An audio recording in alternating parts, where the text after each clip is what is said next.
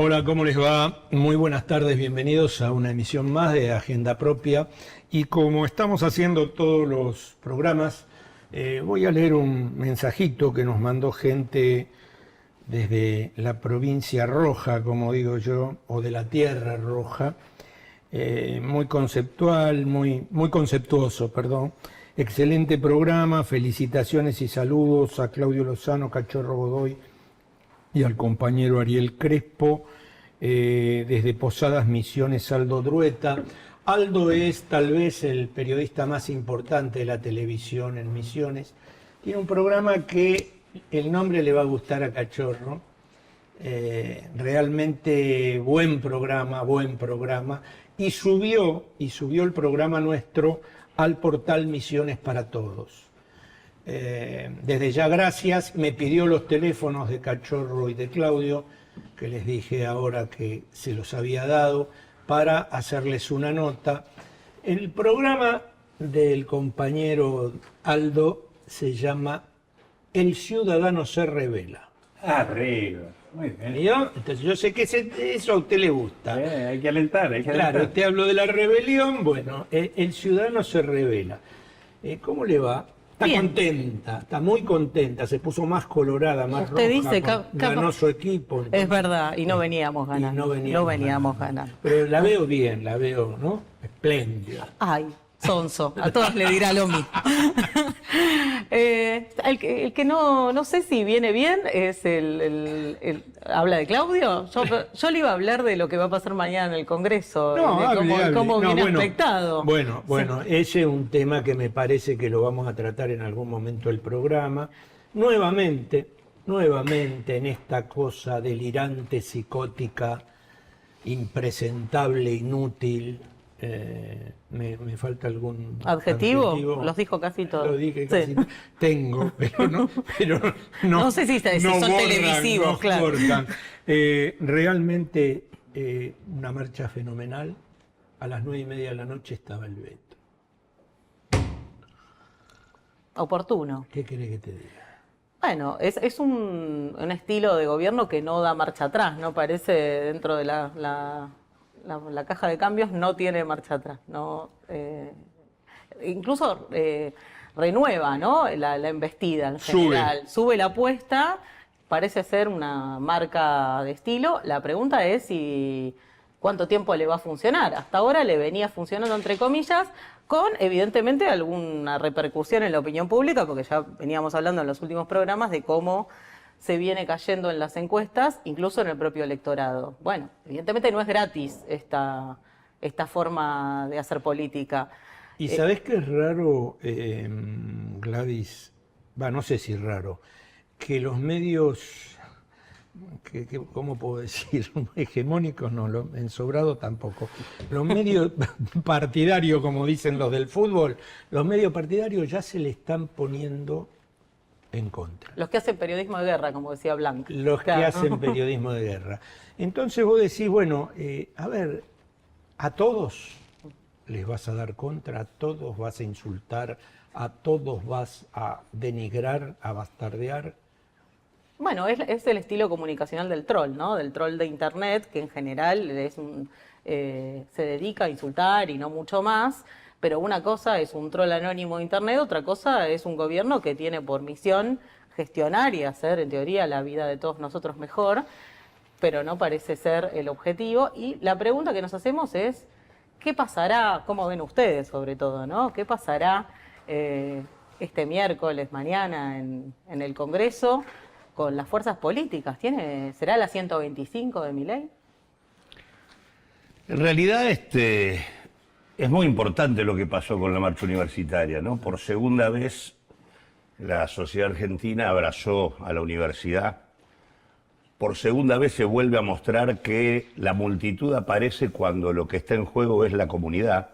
Y la universidad tiene una impronta comunitaria, es algo que involucra al conjunto, que no termina, digamos, dentro de los claustros universitarios, ¿no? Es un símbolo muy claro de la posibilidad del progreso, de la movilidad social, tiene un conjunto de simbolismos que creo que son los que explican la la magnitud que tuvieron tanto la primera como esta segunda marcha. Lo que uno desearía es que efectivamente se terminara de concretar lo que hasta acá no ocurrió. Hasta acá lo que tenemos es una crisis de representación institucional en el campo de la institución parlamentaria, en donde los procesos de movilización que se van dando chocan con las espaldas de la institucionalidad que efectivamente no canaliza ese reclamo. Y de hecho, el momento más brutal fue en el caso de los jubilados, aunque como dijimos en este programa fue un triunfo a lo pirro por parte de Milei, porque claramente a partir de allí aparece con claridad ese punto de inflexión en las encuestas, donde el declive de la legitimidad del gobierno se comienza a dar. Y creo que hay condiciones, por lo menos por lo que se viene conversando, de que los 160 diputados necesarios para garantizar digamos, el rechazo del veto, sumado a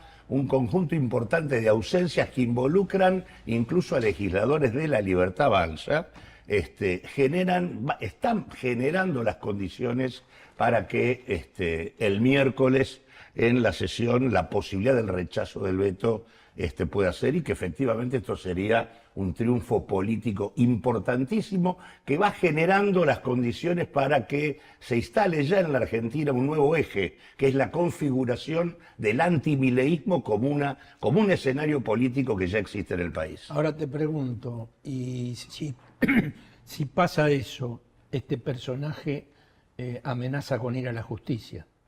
Sí, él va a amenazar y va a seguir, digamos que en la lógica que efectivamente tiene, pero me parece que lo que estamos discutiendo es en qué medida, y tiene que ver con el tema de el ciudadano se rebela, y tiene que ver con el aliento a la rebelión. Digo, lo que es necesario acá es que comience a mostrarse que es ingobernable el ajuste. Si se muestra que es ingobernable el ajuste, aparecen las condiciones para que este gobierno, más temprano que tarde, termine. Y digo esto poniendo sobre la mesa los temas que están pendientes, porque está pendiente el rechazo de este veto, como está pendiente el rechazo del veto, el rechazo al decreto 7023, digamos que es el soporte jurídico que sostiene a Milei. Está pendiente el rechazo al decreto 846, que le da libertad absoluta para renegociar la deuda en peores condiciones. Digamos, están pendientes un montón de cosas, pero me parece que el avance en términos de empezar a mostrar que hay un espacio social e institucional que dice que no, empieza a señalar más allá de lo que haga, vaya a la justicia, que desconozca al Congreso. Me parece que esto va generando las condiciones para que no solo el DNU 7023, sino el camino del juicio político esté más cerca para discutir la perspectiva de Milei. ¿Fuiste a la marcha, Cachorro? Sí.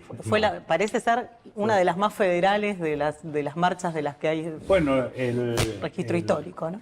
El dato también fue ese, ¿no? Que no solamente fue una marcha al Congreso de la Nación, sino que fue una marcha en todo el país. Y hubo millones de personas, sin exagerar. Y con un arco de representación política muy diverso, y retomando algo que había sido característico en los primeros 6 meses de gobierno, en las principales convocatorias que realizamos, tanto el 24 de enero en el paro y movilización, o lo que fue el paro y la movilización del 23 de abril en relación a este mismo tema, el 24 de marzo, el 8 de marzo, que fue el paro de mujeres, de trabajadoras mujeres, que una parte importante de la convocatoria era la organizada a través de los convocantes, y otra parte importante eran diversas formas de participación que el pueblo se daba de manera independiente de las organizaciones convocantes, o sea que lo que convocaba era el tema, la necesidad de expresar el rechazo a la política que expresa Milei, porque el veto, que nos movilizamos todos en contra del veto y en respaldo a la ley que se aprobó, el veto implicaba un desprecio a la democracia, implicaba un acto autocrático, implica reafirmarse en la idea de gobernar por decreto. Y yo creo que, además de las razones específicas que tiene que ver, que describía Claudio, con la importancia que tiene la universidad, yo le agrego a todas las razones de carácter educativo, de carácter de progreso social, que sin duda lo tiene, también hay una conciencia de que es un factor fundamental para el desarrollo científico-tecnológico y para la soberanía del país. Pero además de las razones específicas que tienen que ver con la convocatoria, sin ninguna duda hay una conciencia de que hay que expresar el rechazo, porque si no, este tipo no tiene límites. Y si el rechazo no se expresa de manera callejera, no se expresa de manera manifiesta, bueno, no va a dar cuenta de esto. Creo que la apelación de Milei a el sacar el veto después es una manera de reforzar el núcleo duro de apoyo que tiene el gobierno, porque ahí se respalda, pero eso se está agrietando, sin ninguna duda se está agrietando, y lo vamos a volver a ver mañana en la sesión del Congreso. Yo tengo mucha confianza de que no sucede lo que pasó después del 23 de abril, que hubo una parte importante de referentes institucionales que después no utilizaron esa fuerza para aprobar en ese momento una ley de financiamiento educativo, no se animaron a eso. Pero ahora yo creo que sí, creo que es muy evidente que empieza un periodo, no sé si de bisagra, pero sí de elocuente y progresiva caída y de multiplicación de las protestas. El miércoles va a haber una nueva movilización porque va a respaldar el rechazo al veto. El dato central que diferencia, me parece que es esto que dice Cachorro: cuando se produjo la marcha anterior, inmediatamente hubo una presentación de un solo bloque, en este caso fue Unión por la Patria, que presentó el tema de una ley de financiamiento universitario. No hubo quórum. Y además no hubo otras presentaciones. Y de hecho, expresamente el radicalismo se abrió de este tipo de discusiones, ¿no? Ahora, en este caso, inmediatamente después de la presentación del veto, tanto la Unión Cívica Radical, tanto el Hacemos Coalición Federal, como Innovación, más Unión por la Patria y el FIT, todos presentaron al unísono el tema de una sesión en materia inmediata para rechazar el veto. La confluencia de tantos bloques habla que la posibilidad del rechazo está a la vuelta de la esquina. Yo quiero destacar otro dato más, porque el gobierno intentó, no solamente dentro del Congreso, sino fuera del Congreso, frenar la marcha. Convocaron a un sector de la CGT, a su conducción formal, a una reunión, convocaron a una paritaria del sector docente universitario, y la ministra Bullrich amenazó con que iba a haber represión. la ministra Bullrich, como siempre, ese es otro dato. Golpe, dijo. Ese es otro dato. Dice, se está preparando un golpe para diciembre. En realidad son conscientes de que está creciendo esta manifestación y este rechazo popular. Entonces, pero bueno, ese es otro capítulo. Volviendo a lo que decía, el gobierno intentó frenar, pero yo creo que, lo decía en notas periodísticas, la unidad de las dos CONADU y CONADU Histórica, que agrupan al 80% de los trabajadores docentes en la universidad, fue lo que rechazó la maniobra del gobierno de convocar a paritaria y logró frenar a nivel gremial, ponerle límite a nivel gremial, y bueno, y eso, acompañado por la convocatoria de ambas CTA y de otras corrientes internas de la CGT que no habían ido a reunirse con el gobierno, o algunas de las que participaron ahí y que salieron diciendo, no, con esto no hay nada que hablar.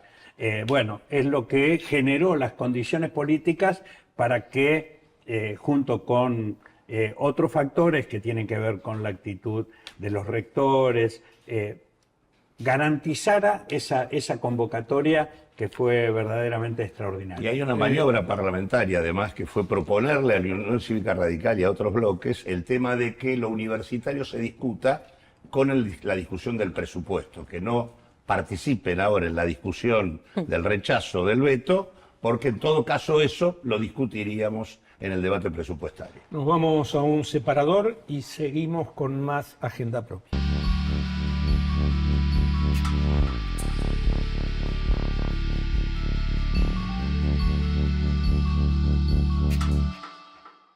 Canal Abierto es un medio digital donde van a encontrar entrevistas, actualidad, análisis y todo con una mirada distinta, la mirada de la clase trabajadora, que no debería ser quizá una mirada distinta, pero no abunda. Así que todo esto lo encuentran en www.canalabierto.com.ar, periodismo de este lado. Para trabajadores y no trabajadores. Sí, hay otra gente que nos importa que no Jubilados, sea como trabajador. Es yo. un trabajador pasivo el jubilado. Sí, muy pasivo. Bueno, seguimos con Agenda Propia. ¿Qué tenés ahora? Vamos a seguir un poco en la línea de lo que veníamos hablando, porque ya un poco, tanto Claudio como Cachorro se anticiparon a lo que nos interesa, y es que hay movimientos dentro de lo que se puede considerar la oposición, que en este veto del presidente, el comunicado de la oficina del presidente le gustó llamar como un gran frente de izquierda, etcétera, donde metió hasta Elisa Carrió fue a parar ahí adentro. Sí. Pero lo cierto es que hay un reagrupamiento de las fuerzas de oposición de cara a 2025, que en tiempos políticos ya empezó, aunque a 2024 le queden 3 meses. Y entonces vimos algunos movimientos raros, como por ejemplo la hermana Karina Milei, lanzada como oradora y ahora como armadora. Hablamos del programa pasado. Sí. Oradora. Bueno. Y como armadora también, porque de hecho fue la encargada de un acto en Santiago del Estero y lo será, tiene programados otras en Santa Fe y Entre Ríos, tiene la misión de armar el partido a nivel nacional. Y por otro lado, también desde el lado de Unión por la Patria, vuelve a aparecer la figura de Cristina Fernández en la matanza, moviéndose incluso en la trastienda de Fernando Espinosa, con el que parece que no hay buen vínculo. Claro, la verdad que hay discusiones al respecto de quién va a conducir el PJ. Y, por ejemplo, Claudio es presidente de Unidad Popular, que tuvo un plenario el sábado pasado y que estuvieron charlando también, supongo, de cómo pararse de cara a 2025. Sí, estuvimos charlando, venimos charlando, haciendo plenarios en todo el país. Nosotros somos una fuerza bastante nueva, tenemos apenas 10 años, con presencia en 18 provincias. Y bueno, ayer nos tocó en una provincia muy importante para todos, como es el caso de la provincia de Buenos Aires. La verdad que fue un acto, primero un plenario de prácticamente 200 compañeras y compañeros de diferentes distritos de la provincia, y un acto importante, en donde por lo menos la visión nuestra es que hay que ser capaces de superar lo que efectivamente se está consolidando en esta etapa, en todos estos movimientos que se ven, que lo mencioné antes, que son las condiciones para que el antimileísmo reine en la Argentina. Es decir, es tal la envergadura de la agresión producida por Milei que incluso ya en este último tiempo involucra también contradicciones con actores que forman parte de la estructura de poder que incluso lo acompaña, y que eso explica por qué algunos sectores del campo institucional, que en realidad no se movían, eran cómplices directos, ahora pareciera que empiezan a buscar alguna vía de ponerle límite al gobierno. Me parece que ya no es solo la movilización de los afectados, sino también hay parte del poder que señala que, vos decías, los medios amigos de el periodismo de guerra que mencionaba Blanca en su momento, digo, no es por casualidad que empiezan a aparecer estos datos, ¿no?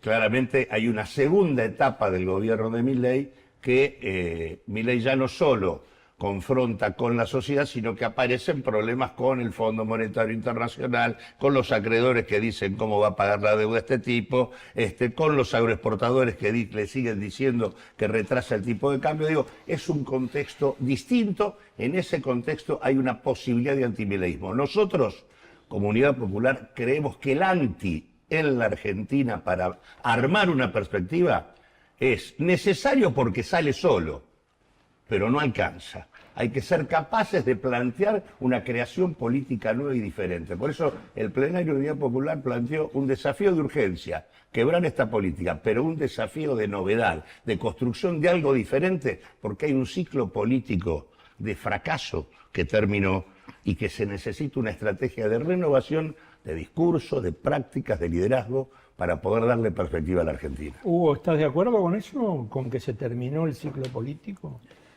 Sí, sin duda, y se abrió otro, porque sin duda lo de Milei lo que expresa es el agotamiento de varias estrategias que se llevaron adelante hasta aquí y que no dieron cuenta de las necesidades de nuestro pueblo. Y eso es lo que le permite, sobre ese disconformismo, falta de expectativa, y desesperanza, alentar un cambio de este tipo, que de nuevo no tiene nada, porque es aplicar las políticas neoliberales de siempre reforzadas, pero presentado como una antipolítica que canaliza el rechazo a la falta de respuesta a los problemas de fondo en la Argentina, particularmente en los últimos 8 años, pero que si queremos también lleva a insatisfacciones que en estos 40 años de democracia. Por eso que se anima hasta reivindicar la dictadura. Entonces hay un vacío de liderazgo, hay un vacío de propuestas, hay una necesidad de expresar, hay que dar las respuestas que hasta aquí no se han dado, y en ese sentido hay que decir que hay ciertos actores y actrices políticas que tendrían que aceptar de que no pueden seguir siendo tapones para la necesaria renovación de una democratización profunda de las estructuras. Yo digo un ejemplo muy claro.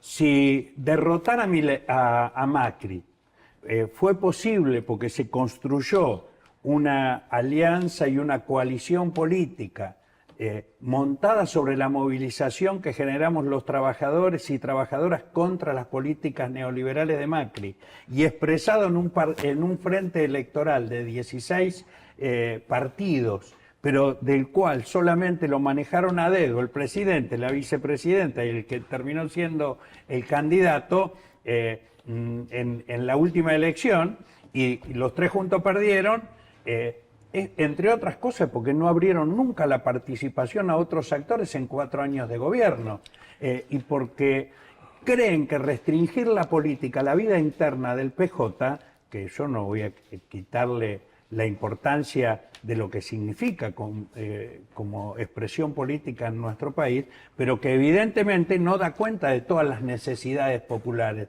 y de todos los distintos actores partidarios y no partidarios que somos parte de un campo popular y emancipatorio al cual no se dio participación, y hay que abrirlo para que aparezca nuevos liderazgos y aparezcan nuevos actores necesarios. Nosotros fuimos uno de los 16 partidos que integró el Frente de Todos, y sistemáticamente señalamos que no existía una mesa política del Frente.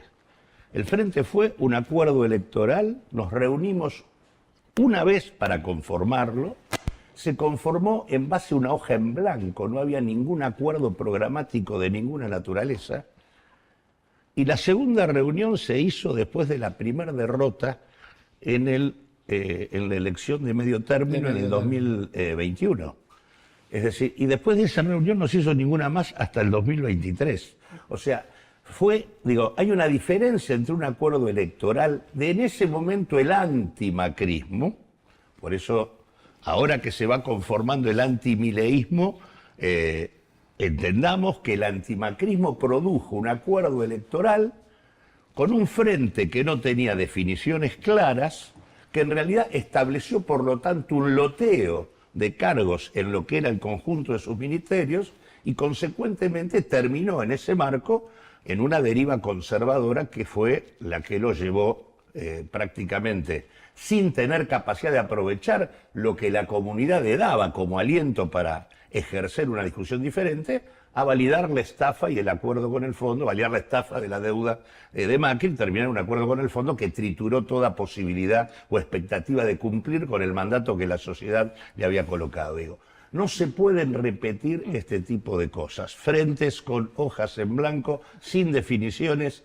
no pueden hacerse más en la Argentina y sin discusión interna y voto para resolver quienes conducen. El problema es quién tiene la lapicera. Usted. Entonces a fe. Aunque sea de encargado, me va a llevar. Nos vamos a la pausa de Somos y volvemos con el invitado de Agenda Propia. Bien, el invitado en este caso en Agenda Propia es alguien, al menos particularmente yo conozco hace muchísimos años y he compartido con él otros programas y otras luchas, que es siempre la misma lucha, la lucha de la defensa de los laburantes, la lucha de la defensa de la aerolínea de bandera, la lucha por impedir el desguace y el vaciamiento. Fabio Basteiro, un laburante de Aerolíneas Argentinas, gracias por estar en Agenda Propia. Usted también está contento como ella, ganó el domingo usted. Sí, estamos contentos. Pero eso de que son el Manchester, no me joda, Basteiro.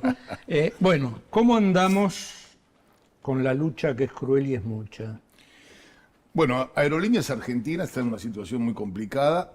Nosotros siempre nos gusta, junto con Roberto Reynoso, que trabajamos juntos en el tema de tratar de analizar esta realidad aerocomercial, en una frase que nos detenemos en el 2020, el diario La Nación, el diario de los Mitres, sale a decir que Aerolíneas Argentinas se ha transformado desde hace mucho tiempo en el escenario donde se disputa el discurso político.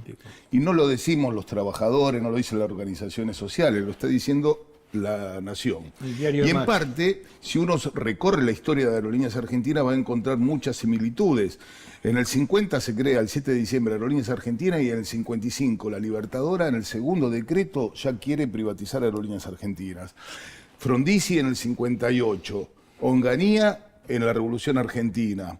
Vamos a recorrer cómo queda entrampada en la Fuerza Aérea en la época de la dictadura, y Terraño también avanzó en un proyecto que le abrió la puerta a Carlos Menem en su privatización, de las cuales estuvo 18 años privatizada. Aerolíneas Argentinas pasa a ser un emblema de qué manera se tiene que estructurar el poder para destruir soberanía.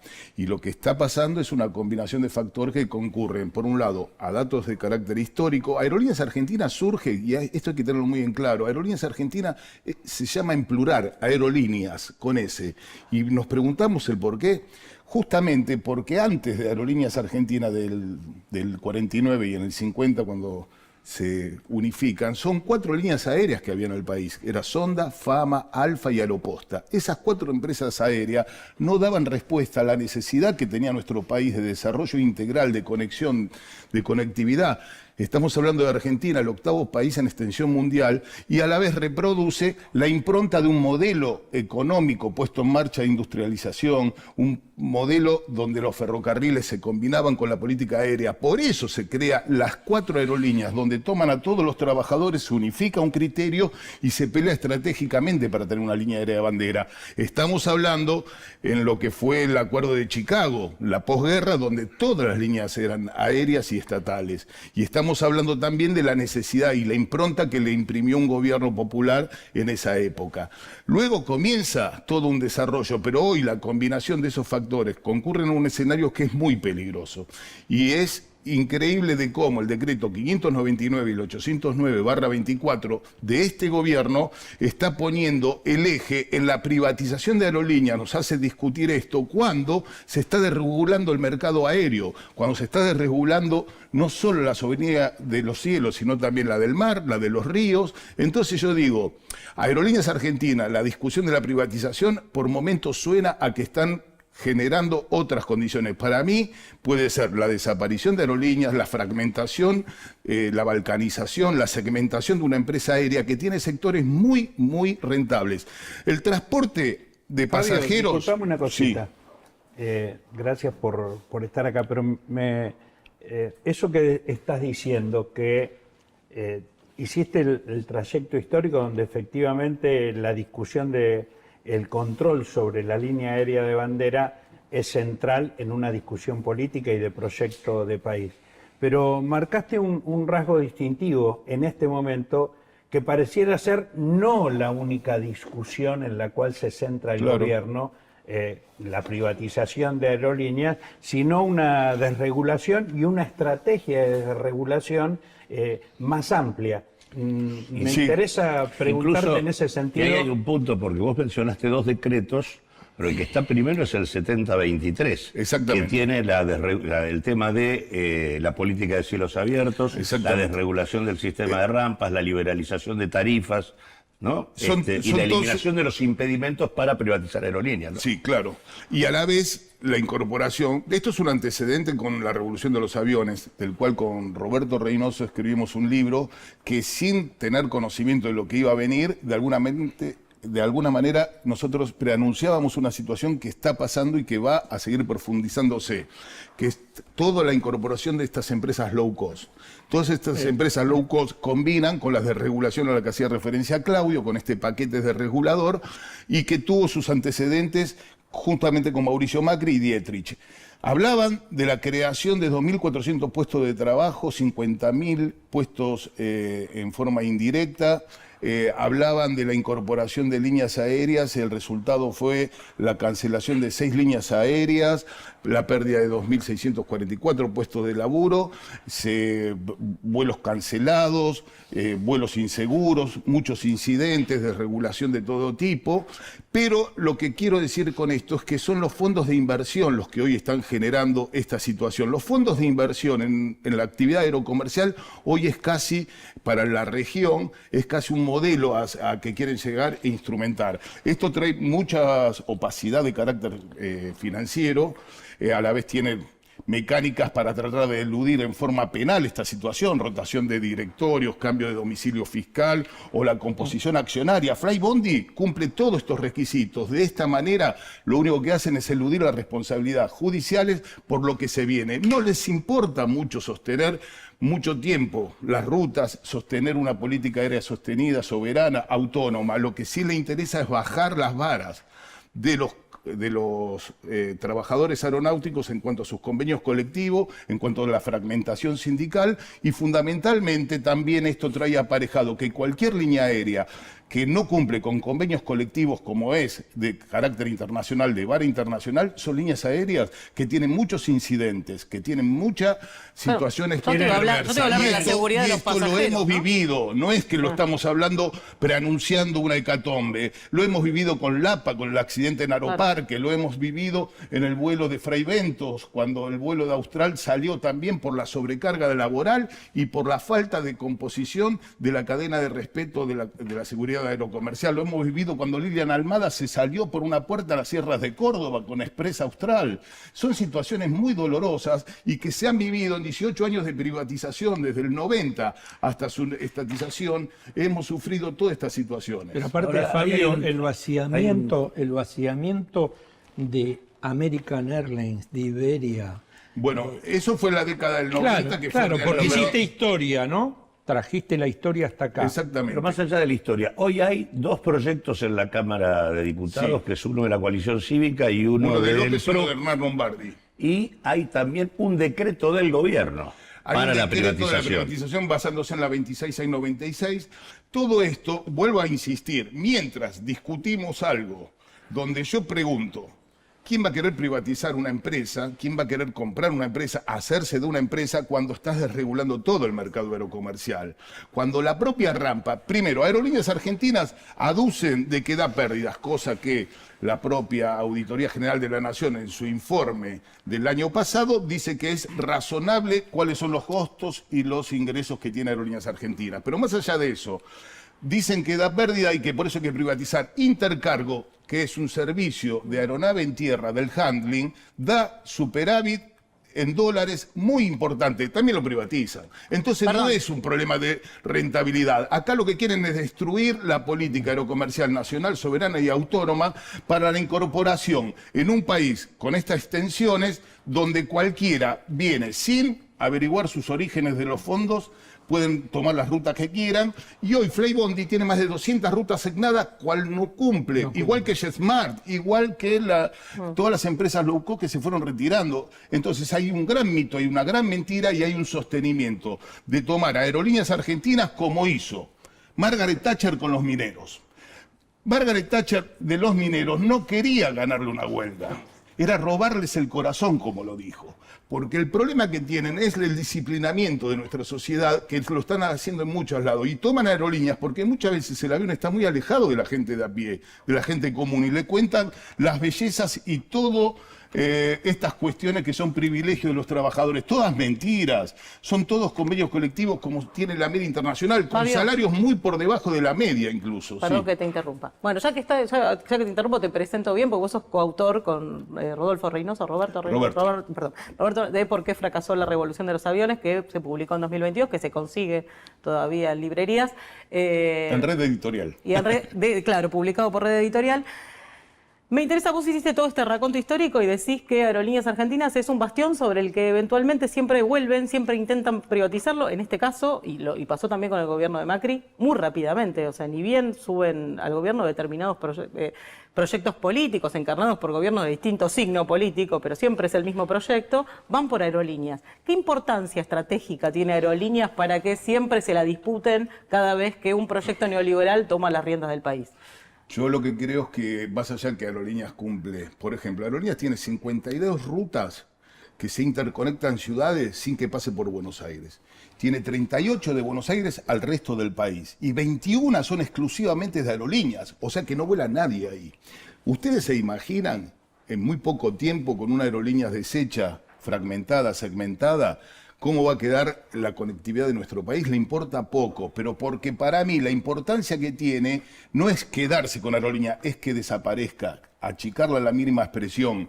Aerolíneas Argentina tiene sectores de mucho nivel de rentabilidad, como son, por ejemplo, el handling. El handling es justamente la atención de aeronave en tierra. Ahí tenemos Aeropuerto 2000, ahora están peleando para que ingresen otras empresas y hacer desaparecer Intercargo. El que lleva los equipajes, todo eso. La carga aérea. Okay. La carga aérea es un sector donde Halperín se está lambiendo, está haciendo la posibilidad, como tiene en Brasil 6 aviones de Gol, los tiene el Mercado Libre. El MRO, que es el mantenimiento, la reparación y la operatividad, es la estructura metálica más importante de Sudamérica, está en el hangar de Seiza. Es ¿Y justamente... Ornequian cómo entra acá? ¿Cómo? Ornequian. Y Ernuquian tiene los aeropuertos, que ya con eso tiene bastante, y combina en la estructura de negocios, donde muchas veces facilita, bueno, facilitó a un presidente, no va a facilitar la posibilidad de la destrucción de una línea aérea, es lo más fácil. El problema, vuelvo a insistir, la segmentación de la empresa es una posibilidad concreta y todo lo que es simuladores y todo lo que sean los centros profesionales de atención para pilotos y tripulaciones también está dentro de la estructura. Entonces yo digo... Eso del simulador es estratégico, porque toda Bueno, porque la aparte formación que hace Aerolíneas con eso y el ahorro. El ahorro y a la vez que muchas veces se le da servicio a empresas de países limítrofes. Y yo quiero contar una anécdota con eso. Cuando fue la privatización del 90, los simuladores de Catalina, que eran simuladores ejemplares para lo que era la instrucción de pilotos de Argentina y de otros países limítrofes, fueron desguazados y uno de ellos terminó en un parque de diversiones de San Pablo. Lo digo casi como un formato de lo que pueden llegar a ser la importancia que le dan a lo que es la soberanía aerocomercial en nuestro país. Pero vuelvo a insistir, no es el problema discutir solamente la privatización, es la destrucción de la soberanía aérea de nuestro país, la desregulación que empieza en el 79 98 con Carter y que se desarrolló en todo el mundo, hoy las líneas aéreas más importantes son estatales o tienen participación estatal importante. Es todo mentira. Y las low cost terminan siendo el elemento de ingresar al mercado para bajar las tasas de ganancia, o para subir las tasas de ganancia, bajar las condiciones laborales y generar condiciones donde la seguridad aérea comienza a ser un poquito más falta de transparencia. Eso siempre Y la esto estrategia es bajar el piso mínimo de las tarifas. y es bajar. Bueno, ahí se combinan las políticas neoliberales. La revolución de los aviones, su fracaso especial fue justamente ese. Y con un proceso económico como hemos vivido, llevó puesta a todas. LAN fue una empresa, la TAM, que es la unidad de LAN Chile con TAM de Brasil, termina teniendo 4 balances en la época de Macri negativos, cuando antes tenía balances positivos. No es un problema de costo laboral, no es un problema de sindicatos, es un problema de políticas económicas contrarias a los intereses nacionales y fundamentalmente sin planificación estratégica. En esto también hay que hacernos responsables nosotros, como trabajadores, como organizaciones. Yo creo que siempre es importante hacer procesos autocríticos y transparentizar lo que son las gestiones. Uno, si es consciente de una debilidad, puede potenciar las fortalezas. Y esto lo digo porque la lucha que se nos viene encima, tenemos que apelar al conjunto de la comunidad. Entonces digo, Aerolíneas necesita de una fuerte participación estatal, con una participación activa del usuario, del cliente, de los trabajadores y del propio Parlamento Nacional. Tiene que ser transparente, planificado, inteligente y sabiendo que cumple funciones que van más allá del transporte de pasajeros. La conectividad, el transporte de la carga son esenciales en un país que tiene la realidad que tiene Argentina. Vos mencionaste, y me interesa la opinión de Cachorro sobre esto, una de las cosas que alegan en general de por qué Aerolíneas debe ser privatizada, además de que da pérdida, es justamente que es un problema el tema de los sindicatos. ¿Hay algo particular en cómo se manejan los sindicatos en el nivel aeroportuario en la Argentina, o en el nivel aeronáutico? ¿O en efecto...? El gobierno sí. hace eje en descalificar a los sindicatos y la verdad es que en el área aerocomercial hay una gran diversidad de representación sindical diversa. No hay unicato como en otras áreas. Se habla de privilegios que, como bien decía Fabio, no existen. Lo que pasa es que el eje en buscar llevar adelante la desregulación en términos generales, pero al mismo tiempo la flexibilización laboral es uno de los factores fundamentales, porque actúa como los ferrocarriles en aquel momento con Menem. Es una batalla simbólica, hasta el punto de querer ubicar acá un tema de mucha actualidad, como es el de la inteligencia artificial. Ahora, la inteligencia artificial utilizada ¿para qué? Para reducir personal, porque ahora, en vez de 2 pilotos, lo que quieren que uno de ellos sea maniobrado por inteligencia artificial. Eso se ha aprobado en otros países y lo que niegan la discusión es sobre las implicancias, cómo va a afectar eso a la seguridad. Ya no el mal mantenimiento, ya no la baja inversión, sino también la utilización de tecnología que va a poner en riesgo el funcionamiento mismo. A mí me gustaría, Fabio, que hagas eje o que incorpores, porque ya lo mencionaste, pero un poco profundizando esto, la flexibilización laboral, sí, la incorporación de tecnología en pos de esta flexibilización laboral y en el supuesto baja de costos, pero negando la baja en seguridad. Mirá, en el 2018 el gobierno de Macri y el Ministerio de Trabajo autorizó a 3 sindicatos de empresas, Norwegian, Flybondi y JetSmart, a conformar sus propios sindicatos, que eran obviamente organizados por las propias empresas. El de Flybondi en particular tenía como secretario general al que era el piloto personal de Franco Macri y de Mauricio Macri en su empresa Maquer. Y el secretario gremial era Matías Miret, quien fue el que quedó detenido por Jaguar Wings en Barcelona por el tráfico de 1000 kilos de cocaína. Sí. Fernando Granelli, secretario general Matías Miret, que eran amigos de los hermanos Juliá. Los hermanos Juliá que quedaron detenidos en Barcelona, que eran amigos de quién, de Julian Cook. ¿Quién es Julian Cook? El presidente y creador de Flybondi, que ¿dónde tiene la matriz y su casa central Flybondi? En Inglaterra, que están solicitando viajar a Malvinas. Esto es lo que se está estructurando. Entonces, la incorporación, la actividad, la cadena de seguridad aeronáutica es algo muy preciso que no necesita que vengan desde afuera a querer tener rentabilidad sobre la cadena de reproducción laboral. ¿Por qué lo digo?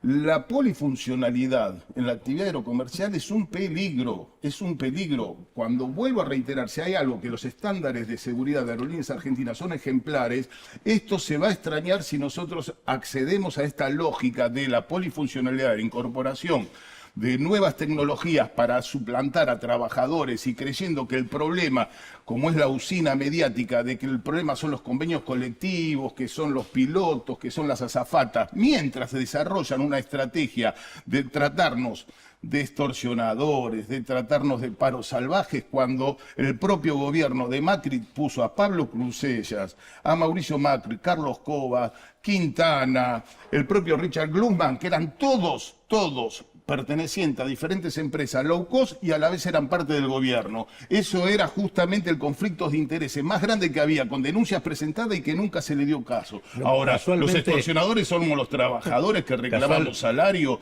y condiciones dignas de trabajo para que se haga una empresa aérea como corresponde. Casualmente me parece que este tipo de cuestiones que rodean a la cuestión del transporte aéreo hace que sea absolutamente limitada la mirada contable, en donde te pretenden decir que Aerolíneas sirve o no sirve por el nivel de déficit operativo que tiene. Por eso, cuando uno va al balance de Aerolíneas, vos tenés otras maneras de medir el impacto del transporte aéreo que hacen que no lo hace Aerolíneas, lo hacen organizaciones internacionales, IATA, Oxford Economics, OASI, ATAG, en donde muestran... Y que no son de organizaciones de los trabajadores. No, por eso digo. Y esas organizaciones establecen impactos directos que tiene que ver con todo el movimiento aeroportuario, impactos indirectos, toda la cadena de proveedores, impactos inducidos sobre lo que se genera a partir del consumo y la reproducción social de todos los que están involucrados en esto, y lo que llaman impactos catalíticos, que tiene que ver el nivel de actividad económica que se mueve en una región o en una localidad a partir de vincularse a los mercados por el transporte aéreo. Cuando vos haces esto te encontrás, por ejemplo, en el año 2022, esto es balance de Aerolíneas, Aerolíneas tuvo un déficit en ese momento de 246 millones de dólares. Y un aporte estatal que cubría esto de 365 millones de dólares. Ojo que había recapitalización en todo ese proceso. Pero cuando vos ves los impactos que tiene, los beneficios que generan estas cuatro cosas que menciono, Aerolíneas genera un impacto global de 5.172 millones de dólares. Medido contra 246 millones de dólares de déficit. Y en esas cuatro impactos, directo, indirecto, inducido y demás, en lugar de ser los 11.000 trabajadores de Aerolínea, que en ese momento eran 11.000, ahora son un poco menos, en realidad el impacto indirecto de población laboral involucrada son 107.000 trabajadores involucrados en el movimiento que genera Aerolíneas. O sea genera como más de 20 veces lo que la medición contable no tiene nada que ver con lo que este tipo de sector económico efectivamente genera en la discusión económico y social. O sea que no es solamente soberanía de las líneas aéreas comerciales y de las carreteras aéreas, no es solamente soberanía sobre una empresa estatal, sino es soberanía en la capacidad de generar riqueza y de fortalecer el mercado interno, que es lo que quieren destruir en definitiva. Por un lado, hay que ratificar lo que dice Claudio. ¿Cuál es la razón por la cual lo quieren sacar a Pablo Viró del directorio de Aerolíneas Argentinas cuando es justamente por la propiedad participada, director obrero? Una de las razones que quieren ocultar datos. Esto es una política ya abiertamente dicha y que lo están haciendo. Por el otro lado, me acuerdo perfectamente cuando Aerolíneas Argentinas, que estaba dirigida por los españoles, le vende todas las bodegas a LAN Chile. Las bodegas de la carga de todos los aviones. De esta manera se desprendían de un sector con mucho nivel de rentabilidad, pero no era el problema ese. LAN Chile, que sí era una empresa privada, pero que era línea aérea de bandera, con un direccionamiento, incorporó al mercado internacional toda la fruta fina, arándanos, fresas, todo eso lo incorporó al mercado internacional con las bodegas de aerolíneas. Todo el salmón, Los vinos, ¿no? los mariscos y los vinos fueron justamente en una estrategia comercial incorporada por bodegas de origen nacional argentino que competencia destruía las economías regionales de nuestro propio país. Esta es la importancia que muchas veces no se ve. Eso es lo que no tenés que salir a decir, que es como si un hospital público da o no da rentabilidad. Es una barbaridad. En la Lo que guerra de estamos Malvinas, 6.800 soldados 6.800 fueron llevados y más de por Aerolíneas 95 Argentinas. vuelos, los cuales Claro. algunos fueron clandestinos. Claro, y vuelos de guerra. Y vuelos de guerra, que fueron a buscar armas y exocet Exactamente. a Medio Oriente. Exactamente. Estos son todos datos donde ahora incluso los ingleses son los que están trabajando más estrechamente para la vulneración de lo que es la doctrina Ferreira, que es la ¿A qué doctrina aerolínea le argentina. pedirías que te lleve soldados vos en una situación No, yo creo que no bélica? hay que llevar ningún soldado a ningún lado y esperemos que así sea, pero lo que es muy dramático que están dejando que nuestra plataforma marítima sea transitada de una manera vergonzante, que nuestros ríos no tengan propiedad. No tenemos una ELMA que nos pueda direccionar los fletes que se están gastando con el transporte de granos. Y ahora no vamos a tener ni radares, no vamos a saber los orígenes de los aviones, de dónde vienen. Vienen con matrículas extranjeras, con tripulaciones extranjeras, con técnicos extranjeros, con comisarios de a bordos extranjeros, con matrículas extranjeras y no se saben los orígenes de los fondos. En un país con estas extensiones realmente es un suicidio, una combinación de malos negocios, de entrega y, digo yo, muy turbios, muy turbios. Gracias por venir. No, gracias un a ustedes. optimismo bárbaro el tuyo, ¿no? No, yo La creo- gente se suicida cuando nos vayamos. Uno no siempre hace lo que quiere, pero No, tiene el no derecho es- de no no es- hacer lo que no quiere. Nosotros lo que no queremos Exacto. es rendirnos. Y el no rendirse significa salir a disputar con nuestros compañeros en los trabajos, compañeras, y también en las organizaciones sociales. Por eso agradezco la posibilidad de que me den para poder llegar a es con que un es el mensaje. dato. Nutrirse de información, enriquecer el debate, alienta la posibilidad de recuperar la capacidad de intervención política Exactamente. como En nuevo este actor momento- del pueblo argentino. Y no Así que comprar, bueno, no bien. comprar la confusión que generan en todo el debate. Así es. Nos Ariel. vamos. Ariel, pone Contarnos orden. la vida de Ariel. Nos vamos. Ustedes hablan y el otro me quiere ahorcar después de allá atrás. El jueves Agenda- vamos a estar en Luján para tratar de, con los compañeros y compañeras de Luján, también de discutir el tema de Aerolíneas Argentinas. Agenda propia es su agenda, con defensa de los laburantes, de los trabajadores de aerolíneas. Ah, me había olvidado, Chele, ¿por qué no hablas de quién es el nuevo ministro de Salud? Pásela muy bien, esa la tenemos. Tenemos esa y tenemos la del topo para la semana que viene. El No topo, nos olvidemos de ese topo. no, pero yo les dije a ustedes que Nos tenés intrigados. Desde el primer programa estás con el topo y nunca lo sacás. Pásela muy bien, gracias por permitirnos entrar en su casa, a Gladys, a mí, a Fabio Basteiro, a Cachorro y a Claudia. Hasta la próxima.